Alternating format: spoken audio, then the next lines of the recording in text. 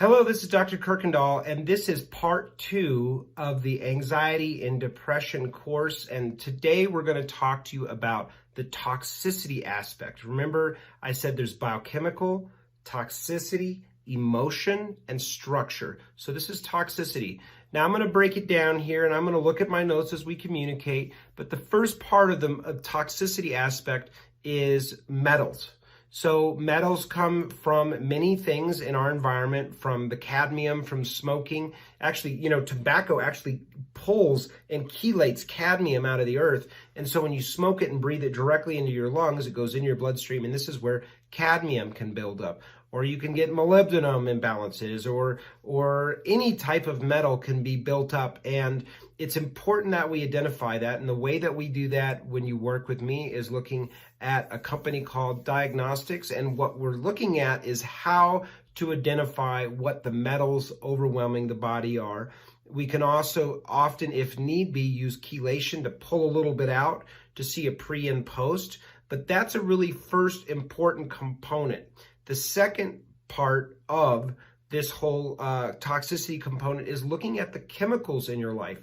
These are the xenohormones. Now, xenohormones are synthetically made hormones, and they're often found in things like soaps and other types of things that have a smell to it. So your laundry detergent, your dish soap, your soap that you're bathing your body in.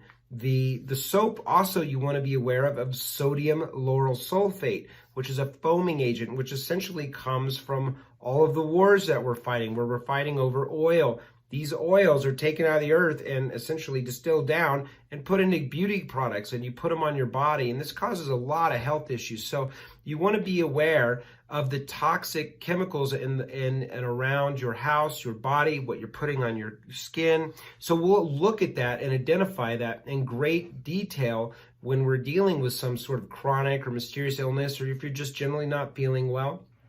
So we want to look at that. Now, going back to xenohormones, xenohormones are things that smell. They like Febreze, Glade plugins, those little things that when you go to the bathroom in commercial buildings and they have this, that's a chemical. That's not mountain breeze freshness that you're breathing. You're actually breathing this chemical into your lungs and directly in your bloodstream. So be aware of this and start to reduce this in your experience, in your environment. Throw this stuff out. Get it out of your car, those little plugins that you have on your air conditioning system or in your car, the little tree that hangs in the taxi cab. These are chemicals, and they will make your body sick. They are hormones. They disrupt your own body's hormones. So this is the really important part. So the third part of the toxicity component we always want to rule out is infection. So in working with me, if you're not in person, because I do a lot of work with what's called applied kinesiology, where we can be extremely direct and precise around what kind of infections are going on. But if you're working with me remotely all around the world, I use certain types of tests. There's one really great test out there called the GI map. And what the GI map allows you to do is identify, using PCR testing, what kinds of infections and imbalances you have in the body. Now, PCR stands for polymerase chain reaction, and that's essentially the same kind of thing that we use at crime scenes, where there's been a murder and somebody left a hair follicle, or somebody left some sweat or a fingernail. And if they leave any of that information, that genetic material's in there, and because of that, what's going to happen is we're going to be able to identify the murder, the person that was at the scene of the murder. And what we're looking for is parasites. We're looking for bacteria. We're looking at yeast and funguses. And we're very specifically asking for what is going on for you in your body, because if we don't properly identify, and we use an outdated methodology that so many doctors are using, they're using basically plain film methodologies to look at infection, where you basically have a stool sample, you send it in a laboratory, some poor sad person opens that box up on Monday, puts that stool that you sent into the box under a slide, and they sit there and they try to find infection. And that's like finding a needle in a haystack. Using genomic testing is a far superior way to not miss a single thing in there. So that's really huge.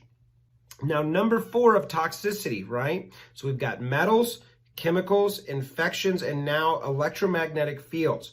Now, this wasn't such a big deal before the 90s. I mean, the 80s, I mean, we just didn't have these frequencies in the 80s, the 70s, and on back. This is why infection or so many health issues have gone skyrocketed, is because we have more xenohormones, we have more chemicals in all of our clothing and all of this stuff, and more of the makeups and stuff. We have more electromagnetic fields. So we must understand that we are an electrical system. Our sinoatrial and atrioventricular node of our heart beats all day long, just like this, just a pacemaker. And it's an electrical current set up by sodium-potassium pump that you learned about in basic biology and physiology. So if that is disrupted, and the jury's out, this isn't about, whether it is or it isn't, but the Wi-Fi that I have hooked up in my living room, if I use a special meter, which I don't have sitting here with me at the moment, but if I use a meter, I can actually measure it and show it. And I've made other videos that talk about electromagnetic fields. But these fields have an effect on the human body, and just like a whistle, right? That only a dog can hear. It doesn't mean it doesn't exist because you don't hear it.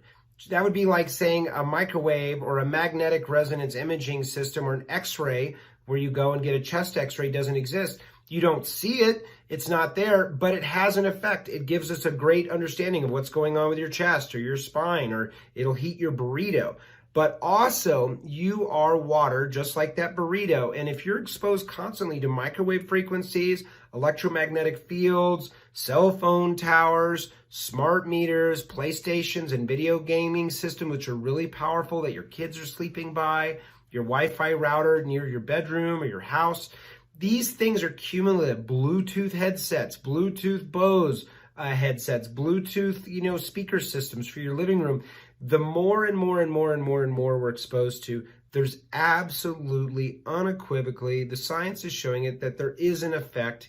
But whether you believe that or not, if you're struggling with any type of chronic health issue, what we really want to do is reduce. We really want to reduce, and we want to reduce the amount of metals, the amount of chemicals, the amount of infection, and the amount of electromagnetic fields.